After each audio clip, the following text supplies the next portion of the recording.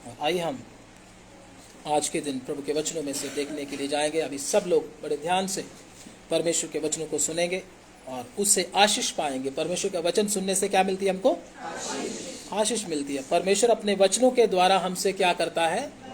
बात करता है। अगर वचन ध्यान से सुनोगे तो परमेश्वर की आवाज आपको क्या देगी? अंदर ही अंदर सुनाई देगी। आपको मालूम होगा कि कोई मुझसे क्या कर रहा है, मेरा बाप मुझसे क्या कर रहा है, बात कर रहा है। अगर वचन को ध्यान से नहीं सुनोगे तो फिर कोई प्रभु की आवाज हमको सुनाई नहीं देगी। अगर ध्यान से वचन सुनोगे तो हमारा परमेश्वर चाहता है हमसे बात करना, बट हमने करना क्या है? परमेश्वर के वचन को बड़े ही ध्यान से सुनना है ताकि परमेश्वर हमसे क्या करे? बात करे। तो आइए आज के वचन मनन के लिए हम प्रभु के वचन में पढ़ने के लिए जाएंगे। लूका रचित सुसमाचार उसका 21 अध्याय और उसका 20 वचन। Luke chapter 21 verse 20। धन्यवाद। सभी ध्यानपूर्वक परमेश्वर के वचनों को पढ़ेंगे और सुनेंगे अपने अपने बाइबल को खोलकर। लूका 21 अध्याय और उसका 20 वचन पढ़ेंगे जिनको मिल जाए। हाँ यरूशलेम के सेनाओं से घिरा हुआ देखो जी, तो जान लेना कि उसका उजड़ जाना निकट है। हाँ, प्रभु का वचन इधर हमको क्या कहता है? जब तुम यरूशलेम को सेनाओं से घिरा हुआ देखो तो जान लेना क्या है? उसका उजड़ जाना क्या है? किसको? यरूशलेम। यरूशलेम कहाँ पे? इज़राइल की कैपिटल, इज़राइल की राजधानी है यरूशलेम। यरूशलेम में दाऊद राजा क्या करता था? उधर ही बैठकर क्या करता था? राज्य। उधर ही हमारा यीशु मसीह भी आकर क्या करेगा? 1000 साल के लिए उसी जगह पर क्या करेगा? राज्य करेगा प्रभु यीशु मसीह, और उसकी कलीसिया के लोग भी उसके साथ होंगे। जैसा कि हम इन दिनों में देखते हैं इज़राइल के ऊपर किस प्रकार से हमले हो रहे हैं। हमास और गाजा वगैरह इनके ऊपर क्या कर रहा है? अटैक कर रहा है। इस जगह पर टेररिस्ट ग्रुप है बहुत सारे जो इज़राइल के ऊपर हमला कर रहे हैं। तो वो क्या चाहते हैं? 2025 से पहले पहले हम इज़राइल को क्या कर देंगे? दुनिया के नक्शे से क्या कर देंगे? मिटा डालेंगे। उन्होंने ये प्रण किया है, उन्होंने एक दूसरे के साथ क्या वाचा बांधा है, हमने किसी ना किसी तरह इनको बर्बाद कर देना है। लेकिन इधर ध्यान से अगर हम सुनते हैं प्रभु के वचन में, अगर हम पढ़ते हैं तो इज़राइल परमेश्वर के किए हुए वायदों के ऊपर खड़ा है। इज़राइल को किसी मनुष्य ने नहीं बनाया है कि किसी मनुष्य ने उस राष्ट्र को खड़ा कर दिया। इज़राइल को बनाने वाला कौन?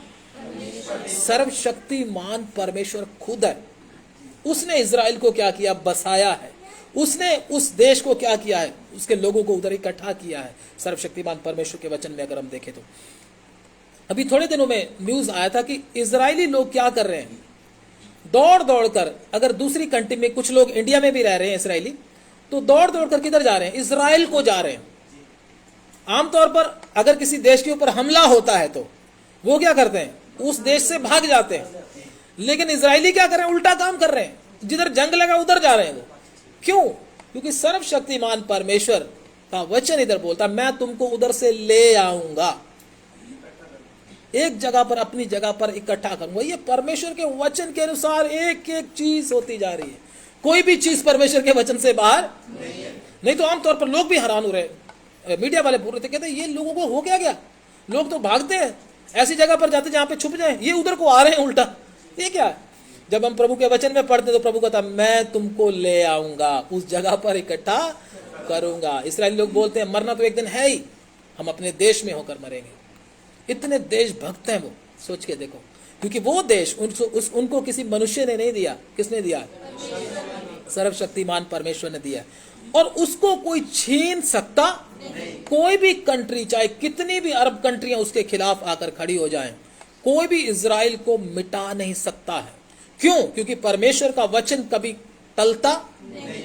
जमीन और आसमान टल जाएंगे लेकिन परमेश्वर का वचन कभी भी, उसकी एक भी बिंदु टलने वाली नहीं। क्योंकि प्रभु परमेश्वर ने इज़राइलियों के साथ क्या बांधा है? वाचा बांधा है कि मैं क्या करूंगा। वो वचन पढ़ेंगे प्रभु के वचन में से। जेनेसिस उसका 12 अध्याय। धन्यवाद। जेनेसिस 15 निकालो पहले आप। जेनेसिस 15, उत्पत्ति की किताब, उसका 15 अध्याय। सर्वशक्तिमान परमेश्वर ने उस देश के लिए, उस देश को नाप कर दिया है इज़राइलियों को, कोई भी उसको मिटा नहीं सकता है। 15 अध्याय और उसका 18 से 20 तक पढ़ेंगे। इसी दिन यहोवा ने अब्राहम के साथ ये वाचा बांधी। इसी दिन यहोवा ने क्या बांधा है? अब्राहम के साथ इजराइल देश के लिए क्या बांधा है? वाचा बांधा। किसने बांधा? किसी नबी ने नहीं, किसी बाबा ने नहीं, किसी मनुष्य ने नहीं, किसी प्रधानमंत्री, किसी राजा ने नहीं। किसने बांधा है? यहोवा परमेश्वर ने। यह सब विश्वासियों को मालूम होना चाहिए, इसलिए ध्यान से सुनना, ताकि कोई आपसे बात करे उसको वचन के द्वारा उत्तर दे सको आप। तो परमेश्वर ने, इधर क्या लिखा? इसी दिन यहोवा ने। यहोवा कौन है? सर्वशक्तिमान परमेश्वर। यहोवा ने अब्राहम के साथ वाचा बांधी। क्या? मिस्र के हाँ महानद से लेकर मिस्र के महानद से लेकर परात नामक बड़े नद तक, परात नामक बड़े नद तक जितना देश है अर्थात केनियों केनिजियों, हाँ कदमोनियों, जी हित्तियों, जी परिज्जियों, हाँ रेफाइयों, एमोरियों, हाँ कनानियों, हाँ गिर्गाशियों और यबूसियों का देश मैंने तेरे वंश में को कर दिया है। मैंने तेरे वंश को दिया है। प्रभु ने कहा जा तुझे दिया है, नाप कर दिया है। इजराइल को क्या करके दिया है? जितना एरिया बाइबल में लिखा है उसमें से एक भी परमेश्वर इधर उधर होने, इस्राएल देश की एक एक फुट भूमि नाप कर परमेश्वर ने इजराइलियों को दे दी है। दूंगा नहीं, दिया है। ये तुम्हारा है, तुमको, तुम्हारे से इसको कोई छीन, क्योंकि किसने दिया है? परमेश्वर ने दिया है। इसलिए इजराइल को कोई भी दुनिया के नक्शे से मिटा, चाहे सारी दुनिया उसके पीछे लग जाए, इजराइल का कुछ होने वाला नहीं, उसको मिटा नहीं सकते हैं। तो सर्वशक्तिमान परमेश्वर इजराइल के साथ क्या किया? वायदा किया है।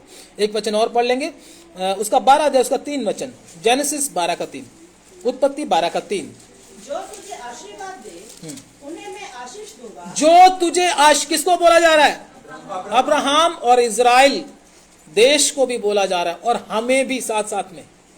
किस को ये वायदा? किस के लिए है? इजराइल देश के लिए, अब्राहम के लिए और सारे विश्वासी लोगों के लिए। इसलिए प्रभु क्या बोलता? किसी को श्राप ना दो, किसी को श्राप ना दो। क्यों बोला? क्योंकि जैसा तुम किसी के लिए बोते हो वैसा तुम्हारे लिए भी क्या किया जाएगा? तुम्हारे साथ भी वैसा ही होगा। इसलिए कोई भी विश्वासी किसी विश्वासी बहन भाई को क्या ना दे? श्राप ना दे। क्योंकि प्रभु ने बोला जो तू कहेगा, अगर तुझे कोई आशीष देगा उसको आशीष लगेगी, तुझे कोई श्राप देगा तो उसको ही क्या लग जाए? उल्टा। समझे ना बात को? इसलिए हमको श्राप देने के लिए प्रभु ने क्या किया है? मना किया। प्रभु ने बोला तुम आशीष ही दो लोगों को, तुम श्राप मत दो। श्राप दोगे तो क्या होगा? वो हमारे लिए सही। अगर हमें कोई श्राप देगा तो उसका उल्टा उसके ऊपर ही क्या हो जाएगा? इसलिए इजराइल को जो श्राप देता है, उसको जो गाली देता है, उसको खत्म करने की बात करता है, वो बातें उनके ऊपर ही घट जाएंगी। ये सर्वशक्तिमान परमेश्वर का वचन है। इसको दोबारा पढ़ लें। जो तुझे आशीर्वाद दे, जो तुझे आशीर्वाद दे उन्हें मैं आशीष दूंगा। उन्हें मैं क्या दूंगा? ये कौन बोल रहा है? सर्वशक्तिमान परमेश्वर। आगे पढ़ दीजिए। जो तुझे कोसे उसे मैं श्राप दूंगा। उसे मैं श्राप दूंगा। कैसी बड़ी बात है। हमको ये क्या मिली? आशीष प्रभु की तरफ से पहले से ही मिल चुकी है। तुझे कोई बोलेगा तो उसको ही लगेगा उल्टा। निश्चय याकूब के ऊपर कोई मंत्र असर अगर मंत्र असर कर रहा है तो फिर वो याकूब या इजराइल या परमेश्वर के लोग वो नहीं बने अभी तक। इसलिए हमारे ऊपर कोई मंत्र असर कर नहीं सकता है। ये बात हमारे परमेश्वर ने क्या किया? बोला है। तो वचन क्या कहता है? जब तुम इजराइल को सेनाओं से घिरा हुआ देखो तो समझ लेना उसका क्या है? उजड़ जाना क्या है? निकट है करके। उधर मतलब युद्ध होने वाला है, बहुत भारी लड़ाई होने वाली है। प्रभु यीशु मसीह भी बोलते हैं जब तुम लड़ाइयों और लड़ाइयों की चर्चा सुनो, प्रभु ने ऐसा बोला ना। और आगे लिखा जगह जगह पर क्या होंगी? लड़ाइयां होंगी। और क्या होगा? जाति जाति पर क्या करेगी? चढ़ाई करके। हर जगह पर क्या होंगे? भूकंप होंगे। ऐसा करके प्रभु के वचन में लिखा है। ये सब बातें प्रभु यीशु मसीह के गुप्त आमद की क्या है? यीशु मसीह की कितनी आमद है? कौन कौन सी? बोलो ना, एक चोर की नाई भी लिखता है। वो गुप्त आमद है। हाँ, और दूसरी आमद कब है? दूसरी आमद कब है? दूसरी आमद कब है? कलीसिया का उठाया जाना, बोलो वो दूसरी आमद है ना, बोलो ना, ऊंची आवाज में बोलो। वो दूसरी आमद नहीं है, वो गुप्त आमद है, वो रैप्चर है। दूसरी आमद यीशु मसीह की, जब यीशु मसीह इस धरती पर राज्य करने के लिए आए। पहली आमद जब यीशु मसीह इस धरती पर मनुष्य रूप धारण करके आए थे। दूसरी आमद कौन सी है? जब यीशु मसीह राज्य करने के लिए आए। लेकिन गुप्त आमद को बीच में गुप्त रखा गया है। बहुत सारे लोग बोलते हैं वो तो होगी नहीं, क्योंकि उसको गुप्त रखा परमेश्वर ने। रैप्चर, जिसको चोर की मानद परमेश्वर ने बोला है। इसलिए इस बात को याद रखना, गुप्त आमद और दूसरी आमद में क्या है? जमीन और आसमान का अंतर है। इसको बिठा लो जी। तो आइए हम प्रभु के वचन में से पढ़ने के लिए जाएंगे। प्रभु यीशु मसीह ने क्या क्या बोला है। पहले मत्ती रचित सुसमाचार जल्दी से निकालेंगे, उसके बाद हम उस वचन को सीखने के लिए जाएंगे। कैसे कैसे होगा ये सब, क्योंकि हम विश्वासी लोगों को क्या होना चाहिए? मालूम होना चाहिए। मत्ती उसका 24 अध्याय निकालेंगे, उसका 6 वचन। तुम लड़ाइयों और लड़ाइयों की चर्चा सुनोगे, तुम लड़ाइयों और लड़ाइयों की क्या करोगे? चर्चा को सुनोगे तो घबरा ना जाना, तो घबरा ना जाना, क्योंकि इनका होना अवश्य है। इनका होना क्या है? अवश्य है। हाँ, परंतु उस समय अंत ना होगा। उस समय क्या ना होगा? अंत ना। अभी अंत आएगा। अभी क्या आएगा? यीशु मसीह की आमद होगा। यीशु मसीह की आमद के साथ साथ क्या होगा वो हम देखने के लिए जाएंगे। पढ़ेंगे प्रभु के वचन में से। हम मेन वचन पे आएंगे, यिर्मयाह की किताब। धन्यवाद। यिर्मयाह से पहले हिजकिय्याह निकालेंगे। हिजकिय्याह उसका 38 अध्याय प्रभु के वचन में से निकले। हिजकिय्याह उसका 38 या हिजकिय्याह चैप्टर 38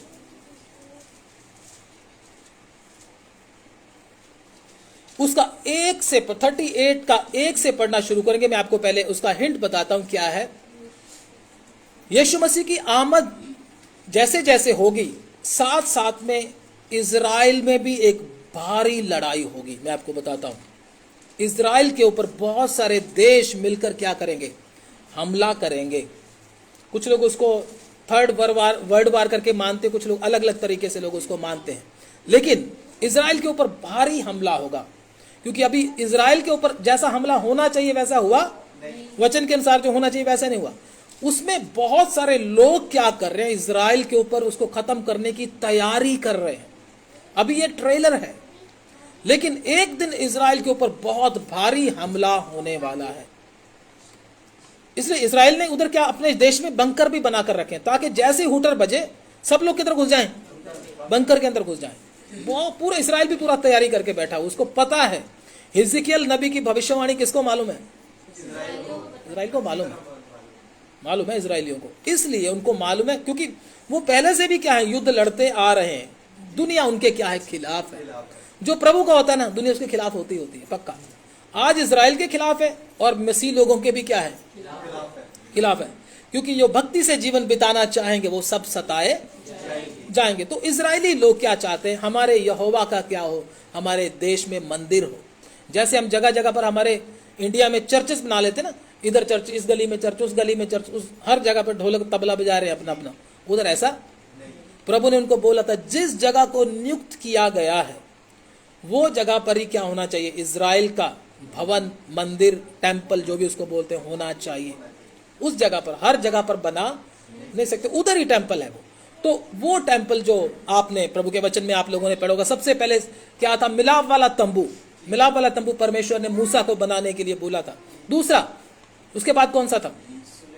उसके बाद सुलेमान का मंदिर परमेश्वर ने राजा सुलेमान को बनाने के लिए बोला, सुलेमान ने भी बनाया। उसके बाद 9 जरूब्बाबेल का मंदिर। जरूब्बाबेल का मंदिर भी उस समय में उसको क्या, वैसे मंदिर वो किसका था? सुलेमान का था। उसको रीबिल्ड किया गया, वो टूट गया तो उसको रीबिल्ड जरूब्बाबेल ने किया था, ठीक है ना। उसके बाद मंदिर जगह जगह पर नहीं बना, मंदिर वही है। उसके बाद वही मंदिर को जब वो ठीक तरह से उसको बनाने के लिए और बड़ा करने के लिए किसने किया? उसको हेरोदेस राजा ने और भी बड़ा बना दिया उसको। हेरोदेस का मंदिर, हेरोदेस के समय में वो बनाया गया। तो वो मंदिर मैंने आपको बताया था, पिछले दिनों में हमने वचन सीखा था, टाइटस इस इजराइल के मंदिर में गया, उधर यरूशलेम में गया, उसने क्या कर दिया, इस मंदिर को क्या कर दिया, उधर आग लगा दिया गया।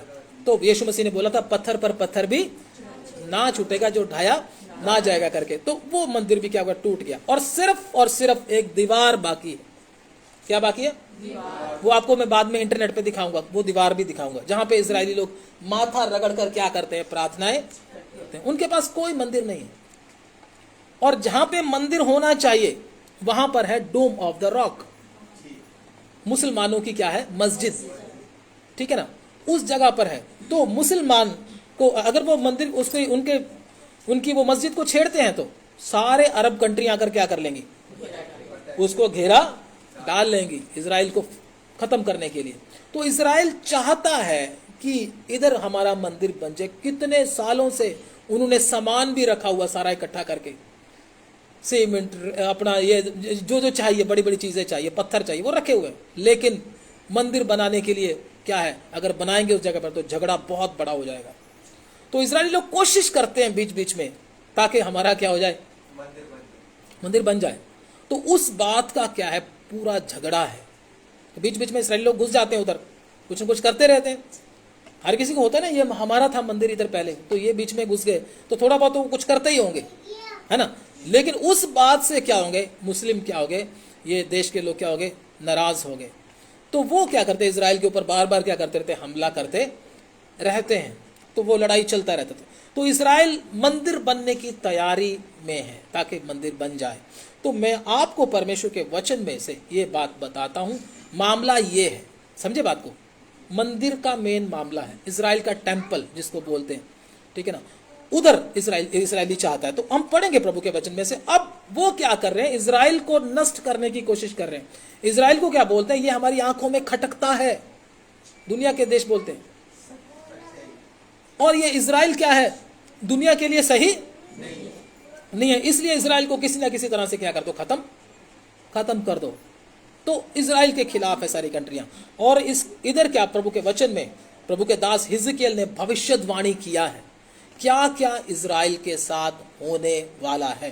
पढ़ेंगे 38 का 1 से पढ़ना शुरू करेंगे जल्दी से। फिर यहोवा का यह वचन मेरे पास पहुंचा, हे मनुष्य के संतान, हे मनुष्य के संतान, अपना मुंह मागोग देश के गोग की ओर करके, अपना मुंह गोग देश के मगोग की ओर करके फिर, हाँ, जो रोश मेशेक और तुबल का प्रधान है, हाँ, उसके विरुद्ध भविष्यवाणी कर जी, और ये कह, हे गोग, हे रोश, हाँ, मेशेक और तुबल के प्रधान, परमेश्वर यहोवा यूं कहता है, हाँ, देख मैं तेरे विरुद्ध हूँ, देख मैं तेरे क्या हूँ।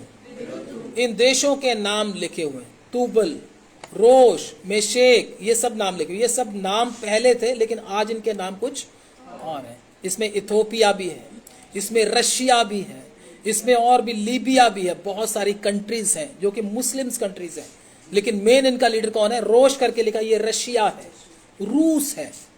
तो ये बात याद रखना। तो क्या है, आगे पढ़े। मैं तुझे घुमा ले आऊंगा, मैं तुझे घुमा ले आऊंगा। कौन बोल रहा है, सर्वशक्तिमान परमेश्वर कैसे युक्ति से काम कर रहा है। मैं तुझे घुमा ले आऊंगा, क्योंकि इजराइल बहुत बहुत उन्नति पाया हुआ एक कंट्री है, मुल्क है। उनके पास सब कुछ है, पैसा भी है उनके पास, जमीन भी है और बहुत सारे खाद्य पदार्थ इजराइल के पास है। और अब दूसरे देशों को क्या है, ये तो छोटा सा, इनको आराम से क्या कर सकते हैं, मसल सकते हैं। इनका सारा माल हम क्या कर सकते हैं, हड़प कर सकते हैं। अभी थोड़ा अमेरिका उनके साथ है, थोड़ा कोशिश कर रहा है, लेकिन जब समय आएगा अमेरिका भी कुछ कर, क्योंकि वो परमेश्वर होने देगा, ये याद रखना इजराइल के ऊपर। तो ये नजर रखे हो। लेकिन परमेश्वर क्या कर रहा है, मैं तुमको ले आऊंगा। आगे, और तेरे जबड़ों में आंकड़े डालकर तुझे निकालूंगा, तेरे जबड़ों में आंकड़े डालकर तुझको निकालूंगा। हाँ, और तेरी सारी सेना को भी, अर्थात घोड़ों और सवारों को, जो सबके सब कवच पहने हुए, हाँ, एक बड़ी भीड़ है, जो फरी और ढाल लिए हुए। इस्राएल के खिलाफ बड़ी भीड़ आने वाली है। मैं आपको बोलता हूँ, बहुत बड़ी भीड़। परमेश्वर का दास हिजकिय्याह कितने हजारों साल पहले भविष्यवाणी कर रहा है, उस बात को देखते हुए बड़ी भीड़ इजराइल को खत्म करने की तैयारी कर रही है। परमेश्वर का वचन कहता है, आगे पढ़ेंगे, सबके सब तलवार चलाने वाले होंगे, सबके सब युद्ध में कुशल होंगे। हाँ, और उनके संग फार्स, कूश और पूत को, और जो सब के सब ढाल लिए और टोप लगाए होंगे, और गोमर और उसके सारे दलों को, और उत्तर दिशा के दूर दूर देशों के तो गर्मा के घराने और उसके सारे दलों को निकालूंगा। तेरे संग बहुत से देशों के लोग होंगे। हाँ। इसलिए तू क्या होंगे? अकेला रूस नहीं होगा, अकेला फारस नहीं होगा, कुशपूत नहीं होंगे। कौन होंगे? बहुत सारे देश होंगे। बड़ी भारी लड़ाई की तैयारी हो रही है। आगे, इसलिए तू तैयार हो जा। इसलिए तू क्या हो जा? तैयार हो जा। हाँ, तू और जितनी भीड़ तेरे पास इकट्ठी हो तैयार रहना। जितनी भीड़ तेरे पास है ना, तू ले आना बस। परमेश्वर क्या बोलता है? हम भी बोलते हैं ना, तू ले आ जिसको लेके आना है। प्रभु भी क्या बोलता है? जितनी भीड़ है तू लेकर क्या हो जा तैयार, बस आ जा तू। ठीक है, देखता हूं आगे। और तू उनका अगुआ बनना। तू उनका अगुआ बनना। परमेश्वर के वचन के अनुसार अगर हम देखें तो स्कॉलर्स लोग भी बोलते हैं रूस क्या बन रहा है? इनका अगुआ बन रहा है।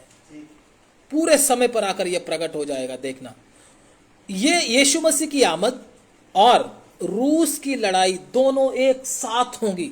रूस के साथ इजराइल की लड़ाई दोनों एक साथ होंगी। जो भारी लड़ाई लड़ेंगे, छोटी मोटी लड़ाइयां चलती रहती हैं, लेकिन भारी लड़ाई की तैयारी यीशु मसीह की आमद के साथ कनेक्ट है, जुड़ी हुई है। इसलिए इनके ऊपर पूरा ध्यान देना बहुत जरूरी है। आगे पढ़ दीजिए। बहुत दिनों के बीतने पर तेरी सुधि ली जाएगी जी। और अंत के वर्षों में तो उस देश में आएगा। अंत के वर्षों में तू उस देश में आएगा। हाँ, तलवार के वश से छुटा हुआ होगा। जो तलवार के वश से, कितना वचन पढ़ रहे हैं आप? 8 वचन। हाँ, वश से छूटा हुआ होगा। और जिसके निवासी बहुत सी जातियों में से इकट्ठा होंगे। जिसके निवासी बहुत सी जातियों में से इकट्ठा होंगे। किसकी बात हो रही है? इजराइल की बात हो रही है। इजराइल जाति के लोग अभी बहुत सारे देशों में क्या हैं? फैले हुए हैं, और वो उधर से क्या हो जाएंगे? निकल कर आ जाएंगे, वो इकट्ठा हो जाएंगे। ये उनका इकट्ठा होना लड़ाई की निशानी है, क्योंकि मैंने आपको बताया था बहुत सारे इजरायली क्या हो रहे हैं? एयरपोर्ट पे भरे पड़े आ रहे हैं, दौड़ दौड़ कर। किधर को आ रहे हैं? इजराइल को आ रहे हैं। प्रभु उनको इकट्ठा कर रहा है, आ जाओ अपने देश में। क्यों? क्या होने वाला? बहुत भारी लड़ाई होने वाला है। आगे, अर्थात तू इस्राएल के पहाड़ों पर आएगा। अर्थात तू इजराइल के, सीधे बोल दिया प्रभु ने, किधर आएगा?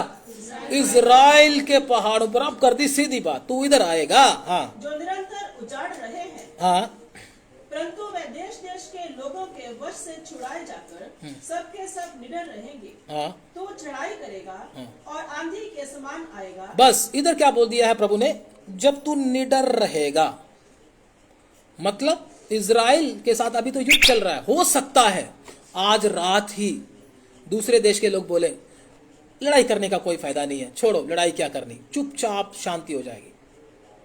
इस्राइल भी बोलेगा चलो जान छूटी, कोई बात नहीं। लेकिन वचन क्या कहता? जब तू निडर होकर सो रहा होगा, जब तू निडर होगा, एकदम होगा, एकदम हमला। इजराइल निडर हो जाएगा उस समय, जो कुछ कोई बात नहीं। तो ये है निशानी खास। आगे, और अपने सारे दलों और बहुत देशों के लोगों समेत मेघ के समान देश पर छा जाएगा। अब तू जब चढ़ाई करेगा तो आंधी के समान आएगा। आंधी कैसे आती है? देखा आपने? कुछ भी संभालने का मौका एकदम आती है, उड़ा कर ले जाती है सब कुछ। प्रभु का वचन कहता तू आंधी के समान आएगा। इजराइल सोच रहा होगा अब तो कुछ नहीं है, अब कोई डर नहीं है, अब तो सारे हमारे दोस्त बन गए। पीछे से बोल रहे थे, कहते अरब कंट्रियां, कुछ अरब देशों में से कुछ मुस्लिम कंट्रियां इजराइल की दोस्त बन रही है। कहते कोई बात नहीं, छोड़ो। लेकिन एकदम जब ये सब मान जाएंगे, चलो ठीक है, जब शांति करके हमको दिखेगा, हो सकता उसी रात ही क्या हो जाए? हमला हो जाए। ये चल रहा बीच बीच में। आगे, परमेश्वर यहोवा यूं कहता है, उस दिन तेरे मन में ऐसी ऐसी बातें आएंगी कि तू एक बुरी युक्ति भी निकालेगा। तू एक बुरी युक्ति निकालेगा, बुरी सोच होगी उसके अंदर इजराइल को लूट लेने की। आगे, कि तू कहेगा मैं बिन शहर पनाह के गांवों के देश पर चढ़ाई करूंगा, मैं उन लोगों के पास जाऊंगा। 14 वचन पढ़ दीजिए। इस कारण हे मनुष्य के संतान, विशुद्धवाणी करके गोग से कह, परमेश्वर यहोवा यूं कहता है। परमेश्वर यहोवा यूं कहता है, जो हमने अभी पढ़ा था। आगे पढ़े। जिस समय मेरी प्रजा इसराइल निडर बसी रही, जिस समय मेरी प्रजा इज़राइल क्या हो गई? निडर। अब कोई भय नहीं, अब कोई डर नहीं, अब तो मजे से रहेंगे, सारे हमारे क्या है, दोस्त हैं, कोई हमको तंग करने वाला। जिस समय निडर बसी हुई रहेगी। हाँ, क्या तुझे इसका समाचार ना मिलेगा? क्या तुम्हें इस बात का समाचार ना मिलेगा? तो उस दिशा के दूर दूर स्थानों से आएगा। तू उस दिशा से, कौन सी दिशा से? उत्तर दिशा लिखा हुआ है, उत्तर दिशा से आएगा। अगर नक्शे के हिसाब से देखें तो उत्तर दिशा में कौन से मुल्क हैं? यही तो है। आप नक्शे में घर में देखना, सब अरब कंट्रीज और ये रशिया वगैरह, ये सब क्या उत्तर दिशा से निकल कर आएंगे। आप देखना, तो उत्तर दिशा में जो देश है उधर आप उसको काउंटिंग करके देख सकते हो। मैंने तो देखा हुआ सब, इसलिए मैं आपको बता रहा हूं। तो क्या है? उत्तर दिशा से आएगा। हाँ, तो और तेरे साथ बहुत सी जातियों के लोग, तेरे साथ बहुत जातियों के लोग होंगे। हाँ, जो सब के सब घोड़ों पर चढ़े हुए होंगे, हाँ, अर्थात एक बड़ी भीड़ और बलवंत सेना। बड़ी भीड़ और एक बलवंत सेना होगी, छोटी मोटी सेना नहीं होगी। आगे, जैसे बादल भूमि पर छा जाता है, जैसे बादल भूमि पर क्या हो जाता है? छा जाता है, कुछ दिखाई नहीं देता। हाँ, ऐसे ही तो मेरी प्रजा इसराइल के देश पर ऐसे चढ़ाई करेगा। ऐसे ही तू आ जाएगा इस्राएल देश के ऊपर, जैसे बादल आ जाता पूरी तरफ से, चारों तरफ घिर जाता सब कुछ। इस्राएल देखेगा हम तो चारों तरफ से क्या हो गए, अब क्या करें। ऐसा होने वाला है इस्राएल के साथ, ये परमेश्वर पहले से बता रहा है। हाँ, आगे, इसलिए है गो, अंत के दिनों में ऐसा ही होगा। हाँ, कि मैं तुझसे अपने देश पर इसलिए चढ़ाई कराऊंगा। मैं अपने देश पर क्या करूंगा? चढ़ाई कराऊंगा। ये कौन कर रहा है? परमेश्वर ही होने दे रहा है। हाँ, कि जब मैं जातियों के देखते तेरे द्वारा अपने को पवित्र ठहराऊं। तेरे द्वारा क्या ठहराऊंगा? अपने आप को, अपनी महिमा को दिखाऊंगा। अभी हमने कहा था ना, मेरी महिमा तू देखेगा, मुझको अपने हाथों में दे दे। इसी प्रकार से इज़राइल के ऊपर हमला करवा के अपनी महिमा को दुनिया में प्रकट करेगा। हमारे ऊपर भी जो मुश्किलें, कठिनाइयां, बीमारियां, ये बातें आती हैं, जीवन में आती हैं, परमेश्वर की महिमा को प्रकट करने के लिए है। अगर आप परमेश्वर को प्रेम करते हैं तो नुकसान की, हम वचन ना जानने के कारण कई बार क्या हो जाते हैं, हताश हो जाते हैं। इज़राइल के ऊपर भी हमला कौन करवा रहा है? शैतान नहीं करवा रहा, परमेश्वर ही करवा रहा है।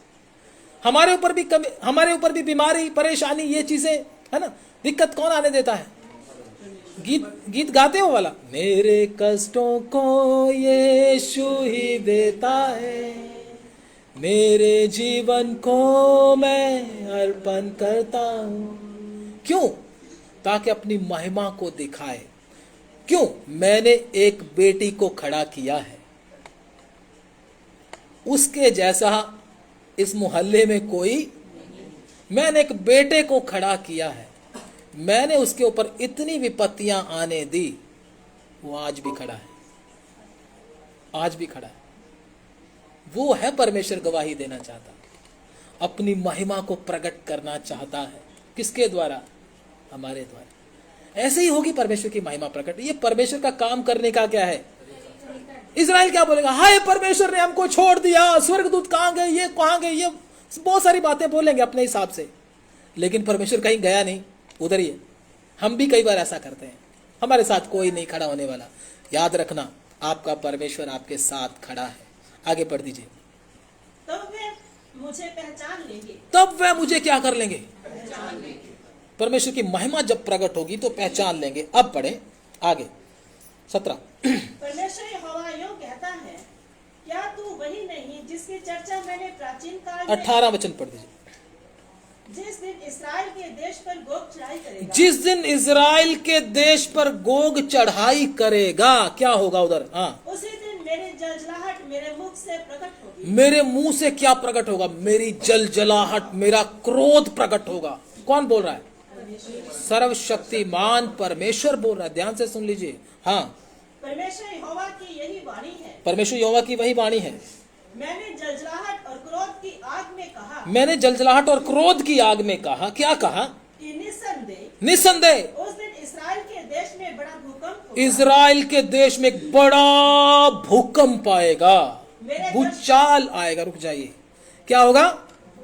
बहुत बड़ा भूकंप आएगा इसराइल देश में। क्यों आएगा ये भी आगे लिखा हुआ है। हाँ आगे। मेरे दर्शन से समुद्र की मछलियां और आकाश के पक्षी, मैदान के पशु और भूमि पर जितने जीव जंतु रेंगते हैं और भूमि के ऊपर जितने मनुष्य रहते हैं सब कांप उठेंगे। सब कांप जाएंगे। समुद्र में रहने वाले भी जीव जंतु, धरती पर रहने वाले जितने भी पशु पक्षी हैं, यहाँ तक कि मनुष्य, सब कांप जाएंगे। इतना बड़ा भूकंप, परमेश्वर धरती को ऐसे ऐसे करके हिला देगा। इतना बड़ा भूकंप आने वाला है। क्यों? क्योंकि तूने मेरे देश इजराइल पर क्या किया है? हमला किया है। इजराइल लोग पुकारेंगे, प्रभु तू कहाँ है, हमारे यहोवा तू कहाँ है? परमेश्वर फिर क्या कर देगा? धरती को क्या कर देगा? हिला देगा। फिर दुनिया के देश देखेंगे ये क्या हो गया। इतनी भयानक स्थिति इधर आने वाली है। भूकंप आते क्या हो जाएगा? सब कांप जाएंगे, सब मनुष्य क्या हो जाएंगे, और उधर की सेना भी जो होगी वो भी क्या हो जाएगी? जितने लड़ाई के लिए आए होंगे सारे कांप जाएंगे। कांप, जब बंदा कांपता है कुछ कर पाता है? फिर हाथ ही कांप रहे, बंदूक को हाथ नहीं पड़ रहा, हाथ कांप रहे ऐसे करके, कुछ नहीं कर पाएंगे। और परमेश्वर क्या करेगा? उधर उस सेना को उधर ही क्या करेगा? झटकेगा उन सेना को। परमेश्वर इस्राएल को क्या देगा? विजय देगा। इस्राएल को उसके संकटों से छुड़ा लेगा। उधर ही होगा ये। और जैसे ही भूकंप आएगा, यीशु मसीह की कलीसिया उठा ली जाएगी। उधर इस्राएल के ऊपर छुटकारा, इस्राएल का छुटकारा, उधर कलीसिया का भी क्या है? छुटकारा। एकदम तुरी की आवाज, और सारी कलीसिया बादलों पर क्या हो जाएगी? उठा ली जाएगी। इजराइल की भी मदद कर रहा है, दोनों तरफ काम कर रहा है। एक तीर से दो निशाने लगा रहा है, तीन लगा रहा है। दुश्मनों को भी क्या कर रहा है? पस्त कर रहा है। और दूसरा, इजराइल को भी क्या कर रहा है? उस युद्ध से निकाल रहा है, विजयी कर रहा है। और क्या कर रहा है? कलीसिया को भी, जिसको अपने खून से खरीदा था, उसको भी ऊपर लेकर जा रहा है। ये सब होने वाला है और बहुत जल्दी होने वाला है। इजराइल देश कलीसिया के साथ उसका बहुत क्या है? संबंध है। परमेश्वर इजराइल के द्वारा कलीसिया के साथ क्या करता है? बात करता है। तो ये सर्वशक्तिमान परमेश्वर करने वाला है। उस समय प्रभु के वचन में आगे क्या लिखा पढ़े? और पहाड़ गिराए जाएंगे। पहाड़ क्या हो जाएंगे? इतना बड़ा भूकंप होगा, पहाड़ भी क्या हो जाएंगे? सोच के देखो, छोटा मोटा भूकंप नहीं आ रहा है, बहुत बड़ा भूकंप आ रहा है। पहाड़ गिराए जाएंगे। हाँ, और चढ़ाइयां नष्ट होंगी। चढ़ाइयां नष्ट होंगी। और सब दीवारें गिरकर मिट्टी में मिल जाएंगी। सब दीवारें, इजराइल देश में आएगा, ये लिखा ना भूकंप, इजराइल देश में जब आएगा तो सब दीवारें गिरकर मिट्टी में क्या हो जाएंगी? डूम ऑफ द रॉक भी गिर जाएगी। उसको कौन गिराएगा? यहोवा परमेश्वर ही गिराएगा। कोई मनुष्य उसको गिराने वाला? जब गिर जाएगी, ठीक है ना, एकदम विरोधी मसीह प्रकट हो जाएगा। एकदम क्या बोलेगा? शांति शांति शांति शांति शांति। उनको बोलेगा तुम्हारी मस्जिद तो अब गिरी गई, तुम्हारा तो नुकसान हो ही गया। अब इजराइल को क्या बनाने दो? अपना मंदिर बनाने दो। वो क्या करेगा? ऐसे आके थोड़ी देर के लिए लोगों का समझौता करवाएगा। कलीसिया तो जा चुकी होगी उस समय। जब तक कलीसिया इस धरती पर है, परमेश्वर का मंदिर कौन है? मैं और चर्च कौन है? ये भवन नहीं, कौन? मैं और आप। 2 या 3 प्रभु के नाम में जो इकट्ठे होते हैं। जब तक हम इधर हैं, मंदिर बन नहीं सकता है। जब हम चले जाएंगे, मंदिर भी क्या हो जाएगा? तो इतने बड़े भूकंप के कारण हर दीवार, प्रभु के वचन में लिखा, इस्राएल देश में गिर जाएगी। इतना बड़ा भूकंप होगा, वो भी गिरेगा। तो उधर विरोधी मसीह क्या क्या क्या करेगा? उधर मंदिर बनवाएगा। तो इस प्रकार से ये सारी घटनाएं होने वाली हैं। आगे क्या क्या होगा हम प्रभु के वचन में बाद में सीखेंगे, समय हमको इजाजत नहीं दे रहा। आइए हम प्रार्थना करें। धन्यवाद। Hallelujah hallelujah. अगर आप आगे जानना चाहते हैं तो परमेश्वर के वचनों में से सीख सकते हैं। हालेलुया, धन्यवाद। लेकिन परमेश्वर हमको बता रहा है किस प्रकार से इस्राएल देश के अंदर बड़ा भूकंप होगा। पहाड़ियां भी गिराई जाएंगी, हर दीवार भूमि पर से गिरकर नष्ट हो जाएगी, बड़ी बड़ी बिल्डिंगें खत्म हो जाएंगी। इस्राएल के छुटकारे के लिए परमेश्वर कार्य करेगा। हालेलुया। इस्राएल के ऊपर ही हमला होने वाला है। बहुत सारे हमले हमारे ऊपर भी होते हैं, बहुत सारी बातें हमारे जीवन में भी आती है। वो हमको नष्ट करने के लिए नहीं, हमें और परमेश्वर के नज़दीक लाने के लिए होती है। परमेश्वर दिखाना चाहता है, मेरा एक दास है, मेरी एक दासी है, इतने कष्ट में भी आज भी मेरे लिए खड़ी है, मेरे लिए खड़ा है। सर्वशक्तिमान परमेश्वर अय्यूब के बारे में भी गवाही दिया, शैतान को बोलता, देख मेरे दास के जैसा खरा मनुष्य कोई नहीं है इधर। परमेश्वर का भय मानने वाला कोई नहीं है, सीधा व्यक्ति कोई नहीं है। ऐसे हमारा परमेश्वर चाहता मेरे और आपके लिए भी गवाही दे, सबको इस गवाही के लिए तैयार करना चाहता है। इसलिए हमारे जीवन में समस्याएं आती हैं। Hallelujah, hallelujah. इसलिए घबराएं नहीं, हमारा परमेश्वर हमारे साथ ऐसा होने देता है ताकि हमारा छुटकारा करके हमको बलवंत करे, हम अपने राज्य के लिए तैयार करें। हालेलुया, धन्यवाद। भाई हम प्रार्थना करेंगे। धन्यवाद, स्तुति। सिस्टर पायल के साथ प्रार्थना करेंगे।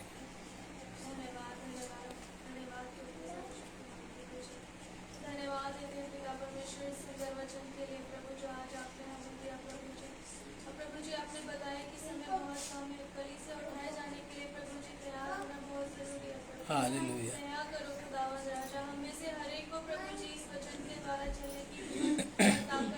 हालेलुया, उसी समझ ज्ञान देना प्रभु, ताकि हम आपके पीछे चल सके प्रभु जी। तैयार करे खुदावन राजा, उठाए जाने के लिए प्रभु जी आप हम सबको तैयार कीजिए। हालेलुया, धन्यवाद देते प्रभु जी धन्यवाद देते हैं पिता। जितने भी हमारे रिश्तेदार और परिवार वाले प्रभु, वो सभी प्रभु जी नष्ट होने से बच जाए पिता। यस लॉर्ड, अनुग्रह कीजिए खुदावन प्रभु। धन्यवाद देते हैं पिता। हमारा यहाँ इकट्ठा होना प्रभु जी एक बड़ी आशीष का कारण होने पाए पिता।